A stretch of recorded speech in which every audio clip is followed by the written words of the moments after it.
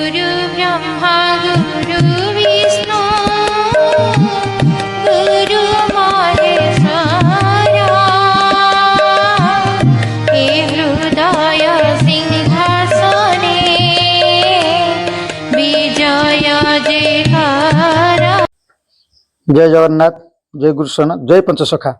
आज आम सब उपस्थित अच्छु से महान क्षेत्र जहाँकि हरिहर क्षेत्र संबल नगर देकुरी हरियाट पड़िया महापुरुष भूरी भूरी प्रमाण देते जो प्रमाण आधार रे रासमंडल कराजी द्वादश वृंदावन लीला हम कौ वृंदावन केते बेले लीला जो वृंदावन राधाकृष्णकर जो कलिजुगर गुप्त राहास महापुरुष लिखि भूरी भूरी प्रमाण ग्रामे ग्रामे राहास प्रचार हम कली शेष समय राहास ठाबे ठाबे करमती आम एक एपिसोड छड़ा जाइला आमर किसी भक्त समाज से एपिसोड देखिकी फोन करते जहाँकि खईफुटा महापुरुषों पाखु से किसी भक्त फोन करते कोणार्क भी किसी भक्त फोन करते भक्त मानकर गोटे बुझीपारे से एपिसोड रे आमर श्रीगुरु द्वारा से हरिहर क्षेत्र पीठाधीश स्वयं अनंत पुरुष श्रीगुरु श्री श्री श्री हरिहर दास द्वारा जो कलिजुगर गुप्त राहास उल्लेख कराइला से देखा जाइला प्रत्येक कुंजे जे राधा केमिति कृष्ण थिले और राधा थिले से प्रश्न अच्छी जे से प्रकृत राधा किए जदि कृष्ण राधा पद जदि कृष्ण पाई जाइछंती सेठी ताहले राधा प्रकृत किए आ सबु सहचरी माने जतले राधा पलटि जाइछंती ताले प्रकृत वृषभानु सूर्यଙ୍କୁ चिन्ह हेबांको ताकर मनरे जिज्ञासा अछि जहाँकि विभिन्न स्थान में फोन कला आसला भक्त अनुरोध क्रमे एपिसोड पुणी आम श्रीगुरु पाखे आसी पहुंचीचु बाबा को पचारि बुझा बाबा प्रणाम। और आम तो गोटे कलिजुगर गुप्त राहास जो द्वादश वृंदावन लगी खेला खेला देखा जो हरि पागला जो द्वादश वृंदावन जो लीला लगी था जी हरि होते से पागल होते से लीला देखा सेमती आम एक एपिसोड जाइला सबु कुंजे समस्ते राधा आमर खईफुटा महापुरुषों पाखु किसी भक्त जो सन्ध्या बसुँच एपिसोड देखिए आलोचना कर तत्व को बुझी न पार सी आमको फोन कॉल माध्यम फोन करते श्रीगुरु पाखक जातु आप एपिसोड टी करूँ जो राधा कृष्ण पद पाई सारी कृष्ण परिस्थिति कौन थी आ सबू कुंजे गोपी माने बा सहचरी माने से माने केमिति राधा पद पाई प्रकृत राधा किए। जय गुरुदेव, जय पंचसखा, जय जगन्नाथ। जितेबाला से कहते राई दूती कहते जितेबाला कृष्ण गोपाल और गोवस्था सहित रही कदम मूल मुरली बजाती सेतेबाला गोपी मानकर नेत्र रे कृष्ण व्यतीत आउ किसी देखा जाते नहीं माने युवा युवती को मोहन फांदे बांधी दिखती किए ना कृष्ण कहीं से जो टेकिकी जो चूड़ी बांधे माने चूल दिहरे जो चंद्रिकाटी देते लगे था से प्रतिव्रता नारी हेले मोह हो जाती तेणु दूती सहचरी मान सहित राधा को कहते तुम्हें आमर गुरु कहीं जिते कृष्ण राधा को माने ज्ञान शिखाई सी कौन है कृष्णपद पाइले तेणु सी तुम्हें आमर गुरु जदि माने योगासन बा समासन बसी माने जोग कर तुम्हें जदि बंशी पाई जाओ तेबे माने स्तंभन मोहन वश्य उच्चाटन कर क्या माने राधा कृष्ण ठार पाई सी से समय जिते समासन हो जो जोग समाधि हो से समाधि जोगे जो सूत्र सब अच्छी समासन समाधि जोग साधि कलबार जो जी समासन हूँ शेष आसन समासन हूँ सब चाहिए सिद्धि आसन तेणु जदि कौ परंपरा ये सब जिन थाए ताहले से बुझे बहुत सहज कि जो आश्रम अच्छा ज्ञान बहुत जेहेतु से पचारि किंतु से टिके गवेषणा करूँ टिके गवेषणा कले जापर कहीं ना माने यौवन सब तुच्छ मान कहीं कृष्ण पाद को सार मान यह ध्रुव सत्य कहीं कृष्ण व्यतीत किसी देखा जाऊनी माने पर पीरती परम मिसाई पारुथिबारु से कौन कर पर रज विचार रे से ही संसार सार माने जो माने पर रज विचार रे से माने सार असंती से कुछ बार कहले बारिबा माने आमे पवन को बारिकी एपट सेपट कर जो कहते बारेणी जोग बारेणी मधु बारेणी सब अच्छी माने जो बारिबा माने जो पवन टाक बारिकी माने चारि मिसेब बार धीरे चारि मिसेले केते हबो 16 हेले कृष्ण पद पाइब 12 हेले राधा पद पाइब बुझी पारछ कि तेन वंशीधर को ମାନେ ସେ କଣ କରିଛନ୍ତି ନା ସେ କହିଛନ୍ତି ଯେ ଆମକୁ ପାରି କର ଯେ ଯିଏ ମାନେ ବଶ କରିକି ମାନେ ମିଶେଇ ପାରିବ, ମିଶେଇ ପାରିଲେ ଜପ ତପ ଲୟ ସୂତ୍ରରେ ଜ୍ୟୋତି ଭିତରେ ପଶି ପାରିବ। ଲଳିତା ବିଶାଖା ଜଗି ବସିଛନ୍ତି, ଲୟାଙ୍ଗରେ ସାଧି ଲୀଳାଙ୍ଗରେ ସିଦ୍ଧି କରି ଯେତେବେଳେ ବଂଶୀ ଶବ୍ଦ ଶିଶୁ ବେଦରେ ବାଜିଲା, କାହାର? ରାଧାଙ୍କର। କାହିଁକିନା ଇଏ ସବୁ ଲୟାଙ୍ଗ ସୂତ୍ର ସବୁ କରିକିରି ଯେତେବେଳେ ବଂଶୀ ସ୍ୱନ ଯେତେବେଳେ ଶିଶୁ ବେଦରେ ବାଜିଲା ପଞ୍ଚମ ଦ୍ୱାରରେ, ସେତେବେଳେ ମାନେ ମାନେ ଯୋଉଗୁଟା କହନ୍ତିନି ଗଗନରେ 16 କଳାର ଚାନ୍ଦ ଯେପରି ଉଦୟ ହୋଇଛି, ମାନେ ଚାନ୍ଦ କହିଲେ ଚନ୍ଦ୍ରମା। ତେଣୁକରି ସିଏ କହୁଛନ୍ତି ସୂର୍ଯ୍ୟ ହେଲେ କିଏ ନା କୃଷ୍ଣ, ଚାନ୍ଦ ହେଲେ କିଏ ନା ରାଧା। ସେଥିପାଇଁ ତୁମେ ମାନେ ଗୋଟେ ସାଧାରଣ ମାନେ ଅର୍ଦ୍ଧ ହଉଛି ରାଧା, ମାନେ ଚନ୍ଦ୍ର ହଉଛି ଯୋଉଟା ଆମର ପୂର୍ଣ୍ଣ ଚନ୍ଦ୍ର ହଉଛନ୍ତି କୃଷ୍ଣ। ସେଥିପାଇଁ ସବୁ ମାନେ ଆମର ସ୍ୱୟଂ ଜଗନ୍ନାଥ ମନ୍ଦିରରେ ମଧ୍ୟ ଅର୍ଦ୍ଧ ଚନ୍ଦ୍ର ଧ୍ୱଜା ଉଡୁଛି, ଅଲଗା ଜାଗାରେ ମଧ୍ୟ ଉଡୁଛି। ତେଣୁ ସିଏ କହୁଛନ୍ତି ଯେତେବେଳେ କୃଷ୍ଣ ଯେତେବେଳେ ଚାନ୍ଦ ହେଇଗଲେ ମାନେ ମାନେ ରାଧା ସେତେବେଳେ କୃଷ୍ଣ ହାରିଗଲେ, ମାନେ ଦି ଜଣ ଯାକ ଯୋଗ ସୂତ୍ରରେ ବସିଛନ୍ତି, କିନ୍ତୁ ଲୟାଙ୍ଗ ସୂତ୍ରରେ ଲଗେଇଦେଲେ କିଏ ନା ରାଧା। ତେଣୁ ଇଏ କହୁଛନ୍ତି ତୁମେ ଆମର ଯେହେତୁ କିଏ ନା ତମେ ଆମର ଗୁରୁ, ତୁମେ ଆମକୁ ଏଇ ପଦ ବୁଝେଇ ଦିଅ, ମାନେ କରିଦିଅ ଯେମିତି ପ୍ରତି କୁଞ୍ଜରେ ମାନେ ଯୋଉ ଅଛି 8, 16, 32, 64, 16 ସହସ୍ର। ତେଣୁ 8 ଜଣଙ୍କୁ ପ୍ରାଧାନ୍ୟ ଦିଆଯାଇଛି। ସେ 8 ଜଣ ଯେତେବେଳେ ଆଙ୍କର ସହଚରୀ, କାହାକୁ? ରାଧାଙ୍କର। ପ୍ରତି ସହଚରୀଙ୍କର ସହଚରୀ ଅଛନ୍ତି। ସେଉଠୁ ସିଏ କହିଛନ୍ତି ଯଦି ତମେ କହୁଛ ତାହେଲେ ଏଇ ସୂତ୍ରରେ ତମେ ବସ, ମାନେ ଏଠୁ ସେଟା ହଉଛି ନିଶ୍ୱାସ ପ୍ରଶ୍ୱାସର କାର୍ଯ୍ୟକ୍ରମ। ଯେତେବେଳେ ଆମର ଅଚ୍ୟୁତ ମହାପୁରୁଷ ମତେ କହିଛନ୍ତି ଯେ ଦିବସେ ମରଣ ହେବ ଜଣ ଜଣ ମତେ ନ ଦେବେ ରାଧା ମାଧବ, ମାନେ ସେ କଣ କହୁଛନ୍ତି ନା ଯେତେବେଳେ ଦିନରେ ମୁଁ ମରିବି, ଦିନ ଅର୍ଥ ସମସ୍ତେ ଭାବୁଛନ୍ତି ସୂର୍ଯ୍ୟ ଅଛନ୍ତି ଏଇଖିଣି ଦିନ, ତା ନୁହଁ, ମାନେ ଆମର ଚନ୍ଦ୍ରାଣୀ ଚାଲିଛି, ସୂର୍ଯ୍ୟାଣୀ ଚାଲିଛି। ତେଣୁକରି ଯେତେବେଳେ ଚନ୍ଦ୍ରାଣୀ ଚାଲିଛି ସେତେବେଳେ ସୂର୍ଯ୍ୟାଣୀ ହବ, ମାନେ ଚନ୍ଦ୍ରାଣୀରୁ 4 ଯଦି ଆଣି ମିଶେଇବ ଯୋଉ ସୂର୍ଯ୍ୟାଣୀରୁ, ତାହେଲେ ଚନ୍ଦ୍ରାଣୀଟା ସୂର୍ଯ୍ୟାଣୀ ହବ। ତେଣୁ ସୂର୍ଯ୍ୟାଣୀ ଯଦି ଅଛି ତାହେଲେ ଆମେ ଶୋଇବା। ସେ କହୁଛି ରାତିରେ ଶୋଇବୁ, ଦିନରେ ଶୋଇବୁନି, ରାତି କରିବାକୁ ପଡିବ, ତାହେଲେ ଫେରିବାକୁ ପଡିବ 4। ବୁଝିପାରୁଛ କି? ତେଣୁ ସେ ଏଇ ସୂତ୍ରରେ ସେ ସବୁ କାର୍ଯ୍ୟକ୍ରମ କରିଛନ୍ତି। ଯେତେବେଳେ କାମ ସେ କାର୍ଯ୍ୟକ୍ରମ କରିଛନ୍ତି ସେତେବେଳେ ସେ ଗୋଟେ ମାନେ କେମିତି ଶରଦ ପୂର୍ଣ୍ଣିମା ଯୋଉ ଚାନ୍ଦ, ସେ କହୁଛନ୍ତି କେତେବେଳେ ସେଟା ହଉଛି ନା ପୂର୍ଣ୍ଣମୀ ଚନ୍ଦ୍ର କେତେବେଳେ ମାନେ ଯେତେବେଳେ ଆଜି ପୂର୍ଣ୍ଣ ଚନ୍ଦ୍ର କେତେବେଳେ କହୁଛନ୍ତି କୁମାର ପୂର୍ଣ୍ଣିମା ଚନ୍ଦ୍ର, ସେତେବେଳେ ପୁଚି ଖେଳ ସବୁ ଚାଲିଛି, କିନ୍ତୁ ପିଲାମାନେ ପୁଚି ଖେଳୁଛନ୍ତି, କିନ୍ତୁ ଏ ପୁଚି ଖେଳ ସିଏ ନୁହଁ। ସେ କହୁଛି ଯାଉଛି ଆଉଛି, ତା ଭିତରେ ଯୋଉ ଲୁଚକାଳି ଖେଳ ଚାଲିଛି ସେଇଟା ହଉଛି ପୁଚି ଖେଳ। ଚନ୍ଦ୍ରାଣୀ ହଉଛି ସୂର୍ଯ୍ୟାଣୀ ହବ, ସୂର୍ଯ୍ୟାଣୀ ହଉଛି ଚନ୍ଦ୍ରାଣୀ ହବ, ଏଇ ହଉଛି ପୁଚି ଖେଳ। ତେଣୁ ସେ ଗୋଟା ମାନେ ଆକୁ ଟିକେ ମନ ଧ୍ୟାନ ଦେଇ ସେମାନେ ଯଦି ବୁଝିବେ ଆଉ ଶୁଣିପାରିବେ ତାହେଲେ ନିଶ୍ଚିତ ଜାଣିପାରିବେ ଯେ କେମିତି କୁଞ୍ଜରେ ମାନେ ରାଧା କେମିତି କୃଷ୍ଣ ହେଇଥିଲେ। ଆଉ ସମସ୍ତେ ଯେମିତି କହନ୍ତିନି ଗୋଟିଏ ଚନ୍ଦ୍ର, ସିଏ ଯଦି ପ୍ରତି ଲକ୍ଷେ ଯଦି ଘଡି ଦିହରେ ଯଦି ରହେ ଜଳ କଳସୀ, ତା ଦେହରେ ମଧ୍ୟ ସେଇ କୃଷ୍ଣ ଦେଖାଯିବେ, ସେଇ ରାଧା ଦେଖାଯିବେ। ତେଣୁ ସିଏ ଯେତେବେଳେ କହିଲେ ଯେ ଆମେ ସବୁ ଗୋଟେ ଗୋଟେ କୁଞ୍ଜ ସଜେଇବୁ, ଇଏ କୁଞ୍ଜରେ ଆମେ ସେମିତି ମାନେ ରାଧା ଯେମିତି ସିଏ ଏମିତି ରାଧା ଏମିତି ହେଇଥିଲେ, ଆମେ କେମିତି ଯୋଗସୂତ୍ର କରିବୁ ଯେ ଆମେ ରାଧାପଦ ହେଇପାରିବୁ। ତେଣୁକରି ଯେମିତି କହନ୍ତିନି ଯଦି ଗୁରୁ ଶିଷ୍ୟଙ୍କୁ ଉଦ୍ଧାର କରୁଛି, ଶିଷ୍ୟ ଗୁରୁଙ୍କୁ ଉଦ୍ଧାର କରୁଛି। ତେଣୁ ସେ କହୁଛି ଏମିତି ଶିଷ୍ୟ ରହିବେ ଯେ ଗୁରୁ ତାଙ୍କୁ ଉଦ୍ଧାର କରିବେ। ପୁଣି ଗୁରୁ କହୁଛନ୍ତି ଆମେ ଏମିତି ଗୋଟେ ଶିଷ୍ୟ କରିବା ଯେ ଆମ ଶେଷ ସମୟରେ ସିଏ ଆମକୁ ଉଦ୍ଧାର କରିବ। ଏଇ ହଉଛି ଜିନିଷ। ତେଣୁ ସେ କହନ୍ତି ଶରଦ କୁମାର ପୂର୍ଣ୍ଣମୀ ଚାନ୍ଦ ଉଦୟ ହୋଇଛି ସେ ମହାନନ୍ଦ, କୁମାରୀ ମାନଙ୍କ ଉତ୍ସବ ଦିନ 16 କଳା ଚନ୍ଦ୍ର ଉଦୟ ଗଗନ, ଦୁତେ ଗୋ ସର୍ବ ଗୋପର ବାଳି, କୃଷ୍ଣଙ୍କୁ ଖୋଜନ୍ତି, କୃଷ୍ଣଙ୍କୁ ଖୋଜନ୍ତି, କୃଷ୍ଣଙ୍କୁ ଖୋଜନ୍ତି, ମନରେ ଭାଳେ ଦୋତି ଗୋ।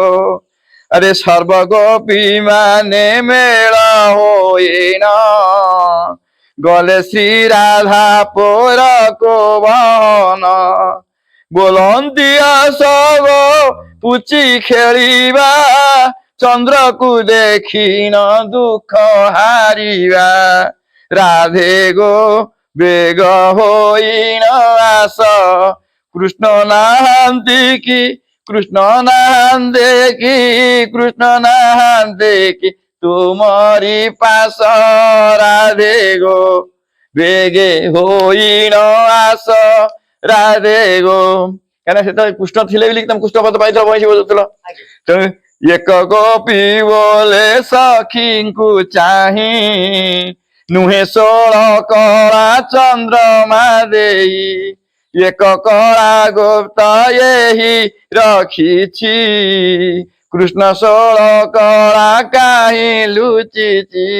ଦୁତି ଗୋ ତାଙ୍କୁ ମଣାଇ ଆସ, ଦୁତି ଗୋ। କଳା ପୁରୁଷଟି, କଳା ପୁରୁଷଟି, କଳା ପୁରୁଷଟି ଢାଳେ ନିରାଶ। ଦୁତି ଗୋ ଆରେ 16 କଳାରେ ସେହି ପୂର୍ଣ୍ଣ ଚନ୍ଦ୍ର, 32 କଳାଟି ଗୋପ ଗୋବିନ୍ଦ। ତୁମେ ଯଦି 16 କଳା ହବ, ସେ ବି 32 କଳା ହେଇପାରିବ। ମାନେ ଯେମିତି କହନ୍ତିନି 8 ରୁ 16, 16 ରୁ 32। ତେଣୁ 64ରେ ସେହି ପରିପୂର୍ଣ୍ଣ, 84 ଖେଳ ତାଙ୍କରି ପୂର୍ଣ୍ଣ। ଦୁତି ଗୋ ତାଙ୍କୁ ମଣାଇ ଆସ, ଦୁତି ଗୋ। କଳା ପୁରୁଷଟି, କଳା ପୁରୁଷଟି, କଳା ପୁରୁଷଟି ଅତେ ନିରାଶ। ଦୁତି ଗୋ ସେ କଣ କହୁଛି ନା 84 ମାନେ 16 ରୁ 44 ଯାଏଁ, 84 ଦୀର୍ଘ ପ୍ରସ୍ତାର 28 ଜାତୀୟ ଚେର ରହିଛି। ଯୋଉ 84 ପର୍ଯ୍ୟନ୍ତ ପବନ ଯିବା ଆସିବା କରୁଛି, ସେଇଠି ଅର୍ଧ ରହୁଛି, ତା ଉପରେ ବିନ୍ଦୁ ରହୁଛି। ତେଣୁ ଏଇ ସବୁ ସୂତ୍ରରେ ସେ କହୁଛନ୍ତି। ଆରେ 16 କଳାରେ ସେହି ପୂର୍ଣ୍ଣ ଚନ୍ଦ୍ର, 32 କଳାଟି ଗୋପ ଗୋବିନ୍ଦ। 64ରେ ସେହି ପରିପୂର୍ଣ୍ଣ, ଆରେ 84 ଖେଳ ତାଙ୍କରି ପୂର୍ଣ୍ଣ। ଦୁତି ଗୋ ତାଙ୍କୁ ମଣାଇ ଆସ, କଳା ପୁରୁଷଟି, କଳା ପୁରୁଷଟି, କଳା ପୁରୁଷଟି ଗୋପୀଙ୍କ ବସ। ଦୁତି ଗୋ ଆରେ ଚନ୍ଦ୍ରଙ୍କୁ ଚାରି କାଢିଣ ନିଅ, ଦିବାକର ଅଙ୍ଗେ ନେଇ ମିଶାଅ। ଚନ୍ଦ୍ରବାର ହେଉ ସୂର୍ଯ୍ୟଟି 16 ପୁର ପରେ ଅଟେ କମଳ।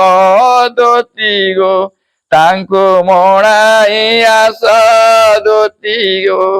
ଆମ୍ଭେ ଗୋପ ନାରୀ, ଆମ୍ଭେ ଗୋପ ନାରୀ, ଆମ୍ଭେ ଗୋପ ନାରୀ ସେ ଆମ ଈଶ।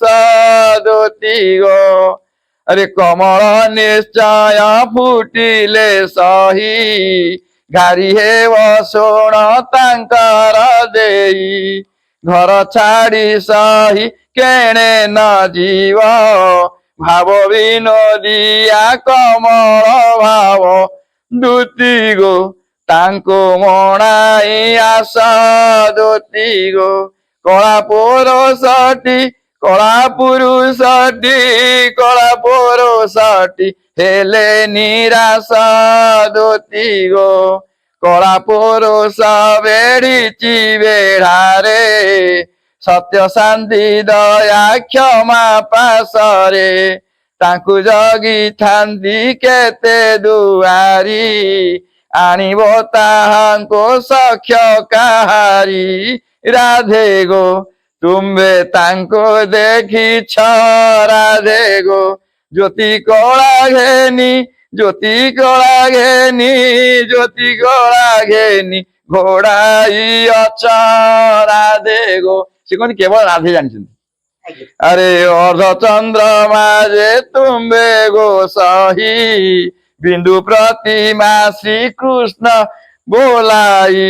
ଅବାଡ଼ ମୂରତି ତୁମ୍ଭେ ଜହିଁରେ, ଯେଉଁ ପତେ ଯିବି ମୁହିଁ ତହିଁରେ।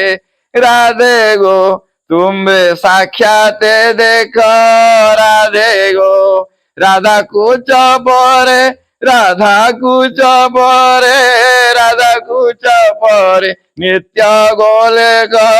ଦୁତି ଗୋ ରାଧାକୁ ଚପରେ କୁଞ୍ଜ ବିହାରୀ ବିଜେ କରିଛନ୍ତି ମୁରଲୀଧାରୀ ଦ୍ୱାଦଶ ପ୍ରକାରେ ବାଜୁଛି ସ୍ୱର ସେଇ ସ୍ୱରକୁ ସମତୁଲ କର ରାଧେ ଗୋ ତୁମ୍ଭକୁ ଯୁଗରେ ରାଧେ ଗୋ ଲୁଚି ରହିଥାନ୍ତି ଲୁଚି ରହିଥାନ୍ତି ଲୁଚି ରହିଥାନ୍ତି ସବୁବେଳରେ ଧୋତି ଗୋ କାହିଁକି ନା ରାଧାଙ୍କ ହସ୍ୟରୁ କୃଷ୍ଣ ଜନ୍ମ ପୁଣି ଗୋଟା ପ୍ରକାର ହଉଛନ୍ତି ସାଗର ପୂର୍ଣ୍ଣିମା ଧୋତି ଗୋ ରସରାଜଙ୍କ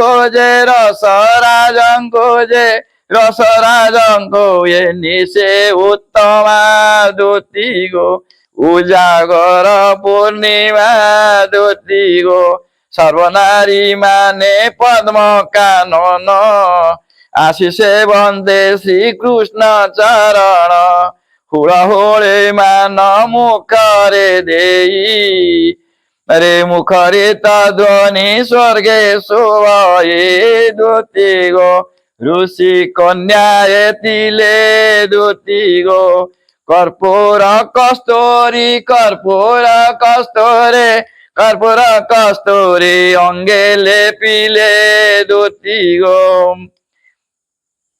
ଆରେ ଗୋପନାରୀ ମାନେ ଭୋଳ ହୋଇଣ ପୁଷ୍ପ ଆଳତି କରନ୍ତି ତତ୍କ୍ଷଣ ସୁବର୍ଣ୍ଣ ପ୍ରଦୀପ ସାତ ମୁଖର ଜାଳନ୍ତି ଗୋପୀଏ ଜ୍ୟୋତି ପ୍ରକର ଧୋତି ଗୋ ରାଧା କୃଷ୍ଣ ବନ୍ଦାନ୍ତେ ଧୋତି ଗୋ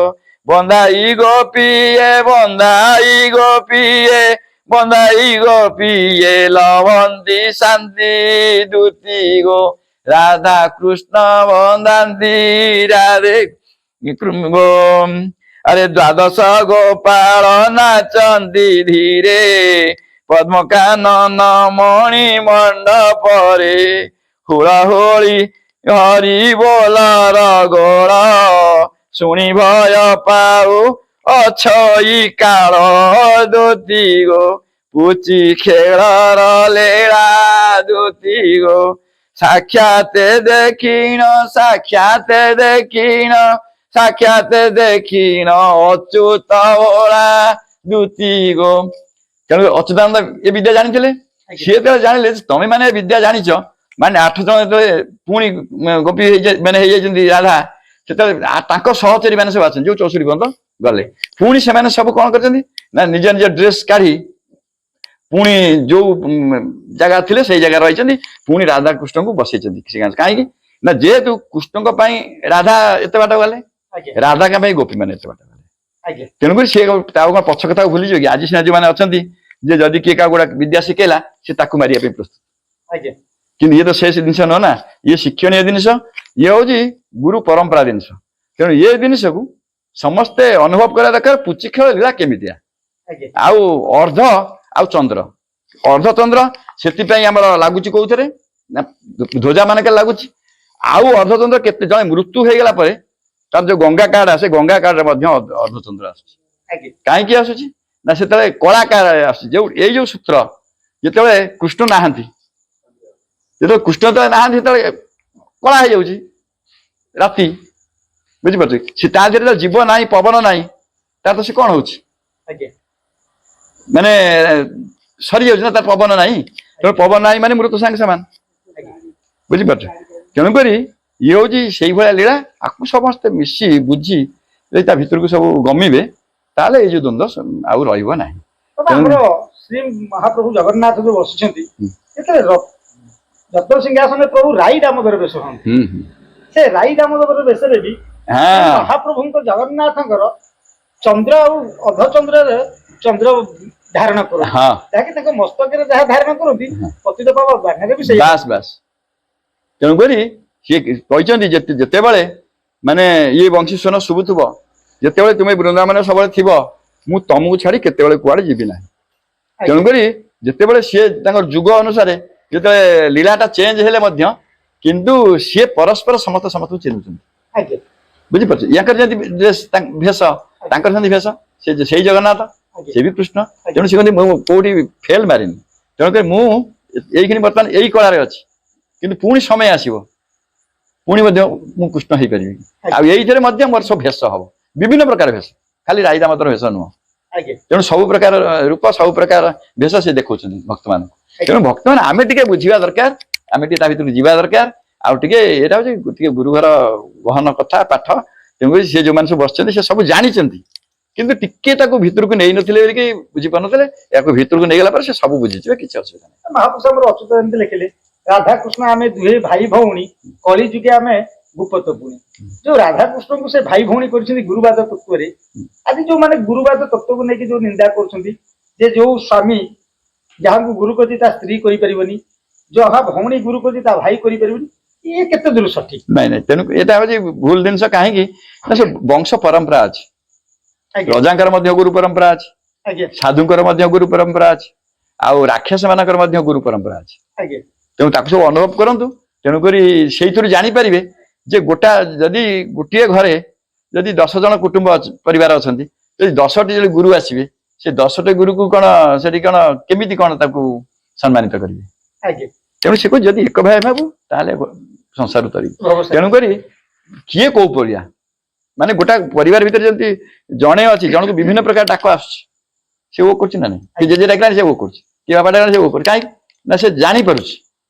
ସେମିତି ଯିଏ ଯୋଉ ଗୁରୁ ବା ଯୋଉ ଜିନିଷଟା ଯାହାକୁ ଶିକ୍ଷା ଦିଆଯାଏ, ତେଣୁକରି ତାକୁ ଗୁରୁ ହଉଛି ଗୋଟେ ଗୁପ୍ତ ଜିନିଷ, ଗୁପ୍ତ ରୂପ। ଯେତେବେଳେ ସେ ଜିନିଷ ଶିକ୍ଷା ଦିଆଯାଏ, ଯେମିତି ଆମର ପୁଚି ଖେଳ ଲୀଳା ହେଲା, ସେ ସେଇଭଳିଆ ସେଇ ସମୟରେ ସିଏ ସବୁବେଳେ ପାଇଁ ଚିନ୍ତା କରେ। ମାନେ ସ୍ୱାମୀକି ମଧ୍ୟ କଣ ଗୁରୁ କହୁନାହାନ୍ତି? କେମିତି ଗୁରୁ ହେଲା ନା ସେ କିଛି ତା ପଦ୍ଧତି ଶିଖେଇଛି, ବୁଝିପାରୁଛ? ତେଣୁ ତାଙ୍କ ଭିତରେ ମଧ୍ୟ ଗୁରୁ ଶିଷ୍ୟ ପରମ୍ପରା ସ୍ୱାମୀ ସ୍ତ୍ରୀଙ୍କର ମଧ୍ୟ ଅଛି। ତେଣୁ ଭଉଣୀ ଭାଇ କାହିଁ ହେଇପାରେ? ସେଥିପାଇଁ ସେ କହୁଛି ଜନକ ଜନନୀ ଯାୟା। ସେ ତା ରୂପ ମାନେ ମା ବି ହେଇପାରୁଛି, ସ୍ତ୍ରୀ ବି ହେଇପାରୁଛି, ଭଉଣୀ ବି। ତେଣୁ ଯଦି ଗୋଟେ ସ୍ତ୍ରୀ ଯଦି ଏତେ କଥା ହେଇପାରୁଛି, ତାହେଲେ ଏ ଜିନିଷ ହବା ଅସମ୍ଭବ କଣ? ବୁଝିପାରୁଛ? ଦେଖନ୍ତୁ ଦର୍ଶକ ବନ୍ଧୁ, ଯାହା ମହାପୁରୁଷ ଅଚ୍ୟୁତ ଲେଖିଛନ୍ତି, ଯାହା ମହାପୁରୁଷ ମାନେ ପଞ୍ଚ ମହାପୁରୁଷ ମାନେ ପ୍ରମାଣ ଦେଇଛନ୍ତି, ଦ୍ୱାଦଶ ବୃନ୍ଦାବନରେ ଲାଗି ଦେଖିଲା ଖେଳ ଦେଖିବାକୁ ହରି ପାଗଳ।